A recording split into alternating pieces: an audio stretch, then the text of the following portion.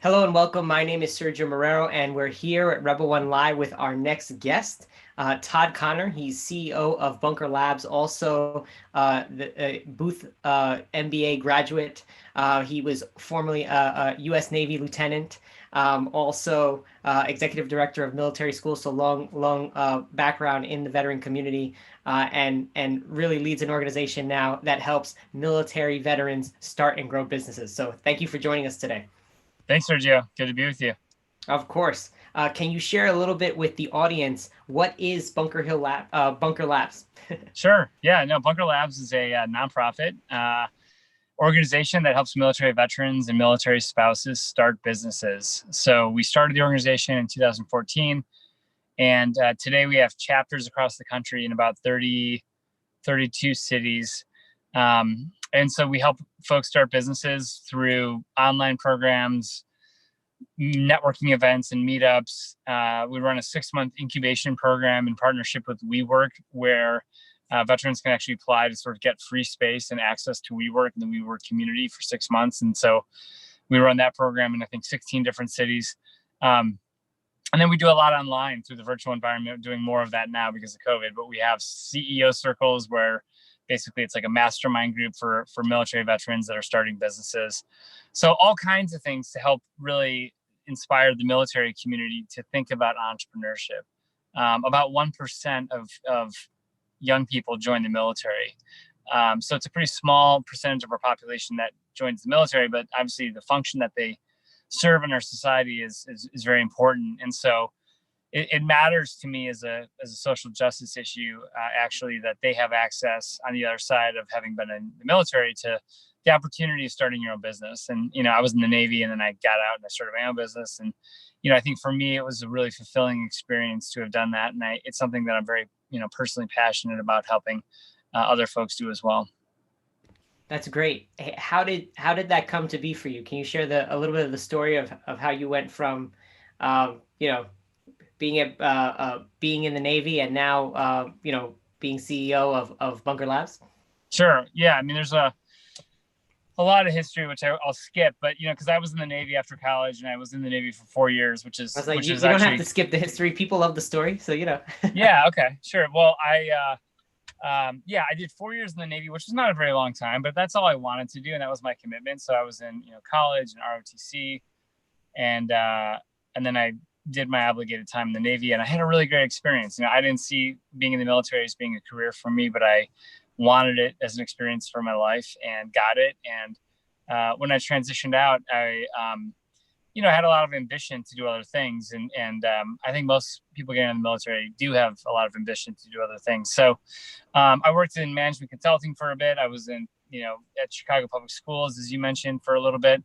And then I left and started a leadership development business in about 2012. And it was in the middle of that, running a business that I had started and growing that business, that I was talking to some folks at 1871, which is the big incubator in downtown Chicago. And I was kind of noticing, that they had programs for women and Black entrepreneurs and food entrepreneurs and healthcare IT entrepreneurs and all these kind of different subsets. And I asked the question because I was curious. I was like, have you had any programming, targeted at military veterans, or is that something that you've thought of, or has there been an interest in that or a demand for that? And the folks there said, we've thought about it, but we haven't sort of put anything together. But if you are willing to sort of take the lead, then we would, be happy to support that. And so that was sort of the genesis of how we started this conversation about military veterans and entrepreneurship. And I think, like a lot of ideas, I probably test, as I'm sure you do, and I'm sure that the folks watching your podcast right now do. You test things, right? Like you put something out and you're like, I think this is interesting. Let's see if other people think it's interesting. And a lot of things I put out don't have a reaction, but this was one idea. And there's been a few, over the years that, you put something out and there's a big reaction. People come back and they're like, this is really interesting. I want to apply. I want to get involved. I want to be a mentor. And so we got a strong reaction and we kind of knew that we were onto something. And, following an announcement event that we had in June of 2014, we kind of, given the reaction, kind of built the organization in the background. And the organization followed. I didn't have a national ambition. I wasn't trying to start a full-time job for myself or create even a nonprofit. It was more like, let's see if there's an interest in veterans, who want to start businesses. And if there is, then I'd love to help them. And let's figure that out. And there was a big interest, and then we built the organization and subsequently have scaled it over the years, but with the same philosophy. Like, it's really demand driven. We're letting the community tell us, here is what we want. This is where we want it. And then we try to react and support them by giving them a chapter or resources, as it were, to help support them. That's great. Can you share a little bit more? You felt the need to create this community. What are some of the unique challenges that the veteran community has in starting businesses? Mm-hmm. Yeah, I think we're talking a lot about structural racism in this country, and we're talking a lot about sort of who has access and the capital that comes with being white in this country. I think of capital in three ways. I think of financial capital, which is what a lot of people talk about when they're talking about entrepreneurship. How do we create access to financial capital for entrepreneurs? And that's important. We'll talk about that. The second capital in my mind is social capital, which is, it's all the stuff that sort of comes with you implicitly or doesn't come with you implicitly when you walk into a room. And, I think having been to, pedigreed schools is a form of social capital. I think coming from a household where your parents were entrepreneurs is a form of social capital. It's been role modeled for you. You understand it. You know what it is. You've seen it. I think having networks, having a lot of friends that are, entrepreneurs is a form of social capital. Being white is a form of social capital. Being male is a form of social capital. So social capital exists. So financial capital, social capital. I think the third category is network capital. And this is about the networks that and I will tell you, it's a dirty secret. I don't think it's a secret that Silicon Valley is like the ultimate kind of boys club of folks that do deals with each other, and they know each other. Silicon Valley is powerful, not just because it's where the money is, but it is where the money is. But it's also where the people that are making the decisions are, and they all know each other, so it's a very tightly knit community in that sense, similar to like, Hollywood. In theory, there's no reason why you can't, make a movie in Michigan City, Indiana. But the reason, everyone goes to LA and to Hollywood is because that's where the networks exist of people that sort of know how to get the thing done. And so that's true for movies if it's in LA. That's true for venture-backed startups if it's Silicon Valley. And so that is sort of on the merits benign. But here's where it's problematic. It's problematic, number one, because at the end of the day, about 1% of venture capital dollars were invested in Black entrepreneurs, and less than 10% were invested in female founders. So, or less than 10% of venture-backed companies were founded by female founders. About 1% of venture-backed companies were founded by Black entrepreneurs. So obviously, that system is too insular. It's serving too small a percentage of the population, and it doesn't serve veterans either. So when you think about military veterans, they come from small towns, rural communities, big cities in many cases. They increasingly come from military families. Often they're first in their families to go to college. Many of them join the military without a college degree and then go afterwards and get a college degree. But at that point, they're older when they go into a college program. So you could argue that they're, social capital is kind of working against them at that point. So they have structural barriers as a community towards starting a business. And I try to be very honest about social capital, financial capital, network capital, because those three things in particular have nothing to do with the talent of the entrepreneur or the merit of the idea. And if we don't acknowledge network capital, like for example, I was talking to a venture capitalist about, their investment philosophy. And, it was very articulate. They're, I'm focused on these kinds of companies in this kind of vertical, at this kind of stage with this kind of a founder. And I was like, okay. I was like, how many companies do you look at? He's like, I might look at 100 and then I'll make a few investments. And I said, but how do you determine I get how you make the decision to go from 100 to the few that you pick, but how do you get the 100? And it's like, well, people send them to me. And so here's the dirty secret. It's like, but who is sending them to you? Well, it's people that know you. It's people that know that this is the kind of stuff you look at. And then it's entrepreneurs that know those people that know, hey, send the thing to this person because Sergio knows the guy that can get it to the right person, right?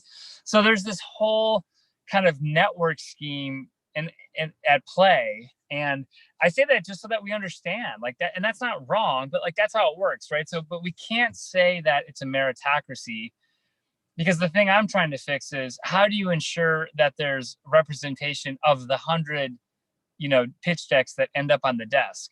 And that's the part that no one can really articulate. Like, well, I'm not sure why it's those 100. It's like, well, it's my vast network that sends them to me, right? But if you look at the vast network, it's like it doesn't include.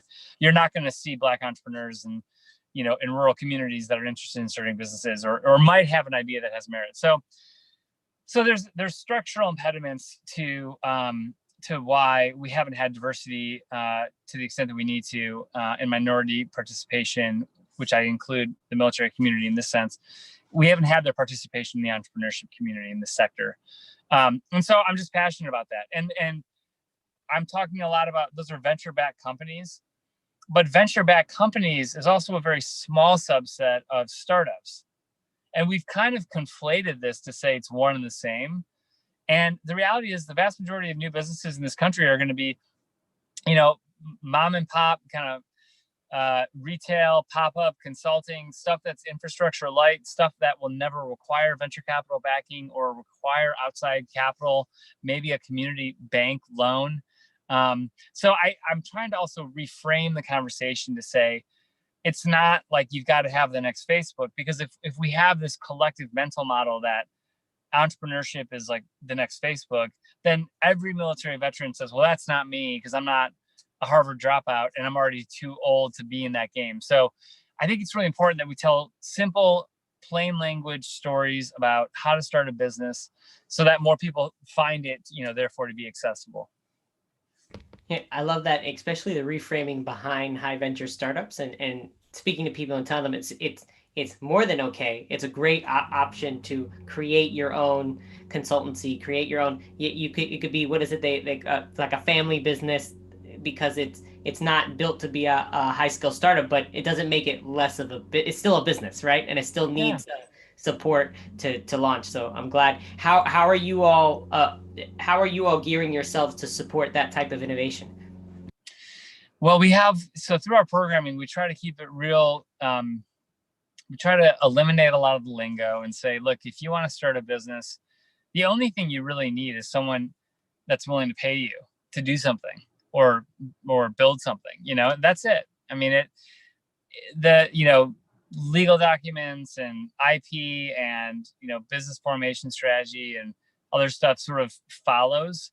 But at the basic level, it's like, what are you good at? What does the world need from you? And if you have figured out, hey, here's what I'm good at, and you have to actually be good at that thing, and you figure out that the world does in fact want it, and that someone will pay you for that, then like that's the beginning of a business. It's not that much more complicated. We also try to strip this down. So I give like a metaphor. If someone says, I'm passionate about baking, I want to open a bakery. I would say, okay, you can open a bakery, right? But opening a bakery means signing a commercial lease. It means taking out a lot of debt. It means buying equipment. It means hiring employees. It means building the signage, the brand. It means determining an opening date, building all this stuff, spending all the money, and then you open the doors, and then you find out whether or not there's a market for the business that you've already put all this money into. And I think there's a different, better way to do this. So I would say, like, if you want to open up a bakery, it's like, why do you want to open a bakery? Well, because I make the best cookies, and it's my grandma's recipe. Okay. And how do you, and why do you think that they're the best cookies? Well, because my friends always ask me to make them for them. Have you gone to your friends and offered to sell them the cookies? You know, it's like, okay, I can try that. Okay, do that. And then ask your friends if they will post something on Facebook for more people to buy your cookies. And then instead of signing a lease at a storefront to open up a bakery, why don't you like set up a kiosk outside and just, with, Sergio's cookies, and stand there for a week, see who walks by, see if they want to buy your cookies, see are they on their way to work? Are they on their way to go socialize? What's the context? Who are these people? What's the feedback? What's the price point?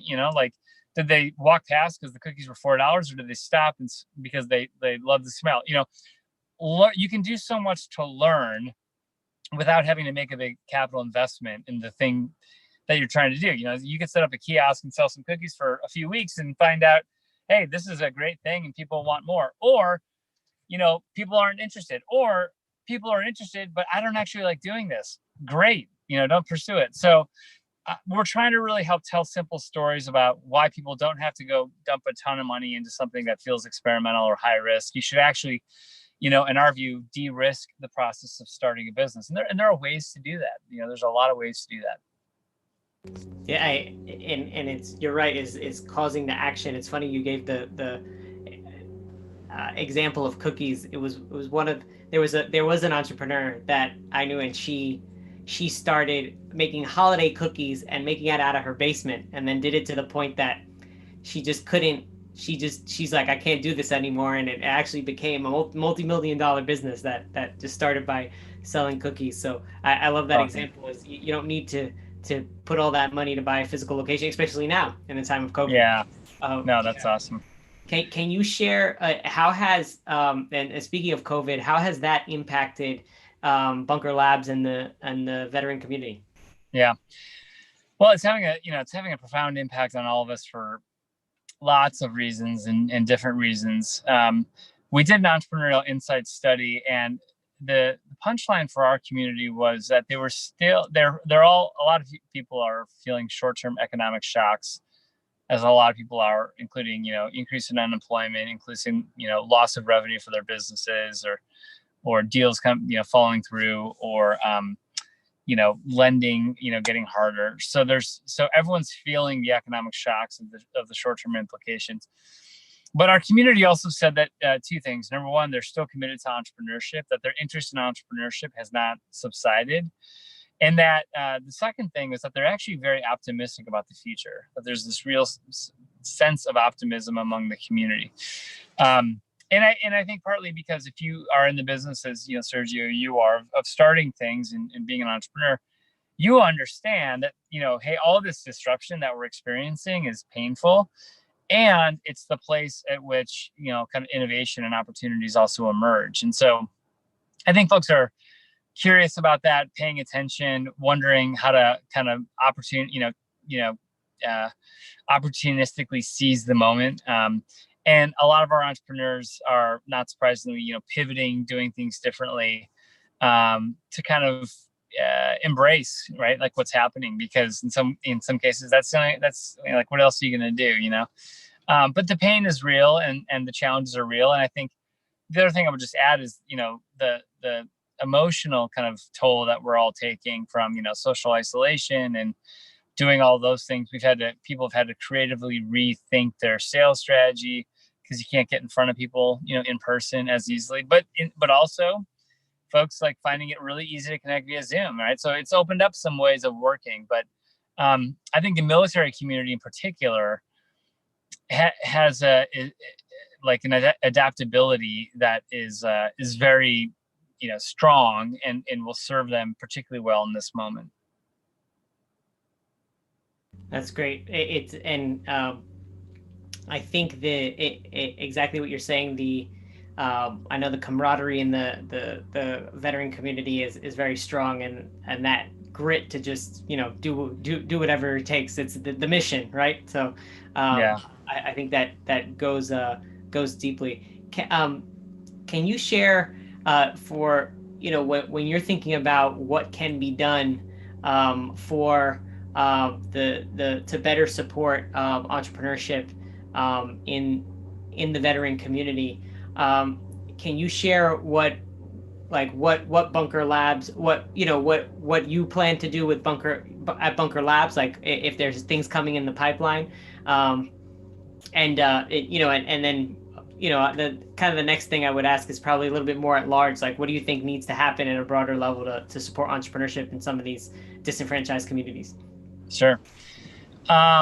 So what we're planning on doing, I have a book coming out in the fall called Third Shift Entrepreneur, and it's really a compilation of stories. I wrote it as a fiction piece to tell stories of entrepreneurs, like someone selling cookies, right? To really humanize, hey, how does a normal person, right, that doesn't have a trust fund, how does a regular person go do this stuff? And I wanted to tell really kind of personal and specific stories. So the main character is sort of a guy loosely modeled off of myself, who kind of is in a job but feels stuck and wants to get out there and start something. And so he meets a group of folks that's part of an underground kind of mastermind group, and they're helping each other do that. And so Third Shift Entrepreneur to me is sort of like the lifestyle playbook for how to keep your day job but build your dream job. And I'll be talking a lot about that in the next 6 months, and not just the stories, but really articulating the strategies. I mean, I think there's a way to do this. There's a playbook on how to do this. And just like Lean Startup is like an important book for how to think about kind of getting to MVP for your business, I hope Third Shift Entrepreneur helps people kind of, kind of sink into the lifestyle approach and the mentality required, as well as the strategies, available to kind of get your idea off the ground and get it moving with some traction. So that's an important one, for me, and I think for the organization to kind of embrace this philosophy. We're talking a lot about, our community is about 22% Black, and we have diversity, kind of strong diversity across all sectors, actually overrepresented from the military community writ large. The military community writ large tends to be overrepresented than society as a whole, including disability status and including, racial, diversity as well as ethnic diversity. But the military's got its challenges too. I think the challenge, so I'll go back to the question of like, what do we need to be doing in the entrepreneurship sector? We have to be honest, and this is kind of my opening tirade. We have to be honest about how this system works. And in my mind, there's two ways to remedy getting more minorities involved in starting businesses. One is you teach them how to play and succeed at the game that, largely white men have created with resources. White men with resources have created. And that to me is sort of like accelerator models and Silicon Valley models. They're really predicated and built around efficiency for investors. And there is kind of good training and development that can happen for the entrepreneur as well, but it is primarily an engine for efficiency for investors. So that's number one. And we have to be honest about that. We need investors to say that this is in fact what this is about. We need investors to become curious about the 100 deals that they get presented. And if the 100 deals that get presented, 95 of them are from white men, they have to, go to their networks and say, I need to see more deals. They need to get proactive in reaching out to organizations that they haven't historically and saying, how do I do a better job of, taking a look at, the entrepreneurs that you're supporting. I think investors that do that, by the way, are going to end up, getting great deals as a result. I mean, it's not rocket science, but so I challenge the investor community to be curious about the structural racism that exists. It's not me saying, I think they're bad, racist people, but I am saying that they operate in a system that has racist outcomes. And it's a system that has been designed by people, with social capital and financial capital and network capital. And it therefore sort of excludes people definitionally that don't have social capital, network capital, financial capital. So we have to talk honestly about that, and then we've got to do some soul searching. And then so I go back. So one approach is you train people to like, here's how to go play in that game and win at that game. And that's, I think, what we've mostly been focused on. And I've never liked that, frankly. Yep. The other thing is, here's a playbook to skip that game, Yep. and that's, in my mind, what third shift entrepreneurs like, skip all that, like, don't wait for permission. It's not coming. Do it on your own terms, and we will help you do it. So that's where my head's at. That's where my heart's at. It's where it's always been at, frankly. And I think Bunker Labs always looked a little bit different than most people expected, because we weren't anchored to the idea of like, it's about perfecting the pitch and having the perfect slides so that you can stand up on demo day and like hope that those with social capital, see something in you that like gives you the blessing. Like, that reverts all power away from the entrepreneur. It doesn't negate the fact that some entrepreneurs are gonna have to raise money, and I get that, but like, I'm interested in like, if we can find ways around that, let's do that. So that's what I'm focused on. I love that, because I've gotten into the conversation quite a bit. In we're grooming the system for people to get into the current game, trying to change, get them to talk about those rules. When I've been in rooms with other coaches and investors that tell founders, this is what I tell founders. I say your best investor is your customer. You don't have to give that money back. You're giving it a value, right? And just thinking, it doesn't mean that the community shouldn't get capital, grow more quickly. It just means maybe you should be thinking profitability sooner first, right? Yep. Or you should, because the outlier of getting capital and rapid growth is exactly that. Another example that we were talking about is, somebody said there needs to be more angel investors. I was like, I don't need and this was me on the founder side. I was like, I don't need more angel investors right now. I'm still testing things out. I actually need a part-time job so that I can just fund this, right? Yeah. There's hybrid solutions for these entrepreneurs that like you're saying, create alternative paths, and we have to be more diligent about that. Totally. So I'm happy that Bunker Labs is focused on that. Can you also share a little bit about the Collective Academy? Yeah. So that's the business I started prior to Bunker Labs, and it's still growing. There's another woman that runs it, and she kind of took over the business from me and owns the business and runs the business. But I continue to support and do some consulting with the business. And it's a leadership development organization that helps organizations kind of train up leaders. And we have a different kind of pedagogical approach as to how we do that. We really believe in kind of cohort-driven programs, and that it's ultimately about self-discovery and sort of aligning your strengths and your interests with the work that you do day to day. We're trying to create a different leadership model, which is not, leadership training historically is like, here's how to act more like the boss. Like, we're trying to get you to be less of yourself and more of like some kind of heteronormative, like, archetypical like leader that acts a certain way, and like the 7 habits of great leaders. And so we sort of reject that thinking of like, stop being you and start being a leader, right? Like, here's the behaviors of leaders. And we actually believe that leadership at its best comes from your full expression of who you already are. And so we actually need more of you as you versus you acting the part of somebody else. And so that's what we believe. We believe that you got to do it in a community. And that business continues to grow. And I've never started something where I didn't already have a job. I started that sort of with free workshops and things I was doing when I was still at Chicago Public Schools. But I said, let's start this conversation around career and leadership, and let's see where it goes. And I think operating with that sort of purity of purpose, like, you kind of find the market, but you got to allow time for that discovery, right? It's because the market will tell you, hey, we saw you do that thing, and can you come do it for us? But like, maybe do it like this. And you're like, okay, so you're getting that kind of feedback loop when you start. And so anyway, it's a great little business, really proud of it. And it's impacted a lot of people's lives. And so I'm happy for that reason.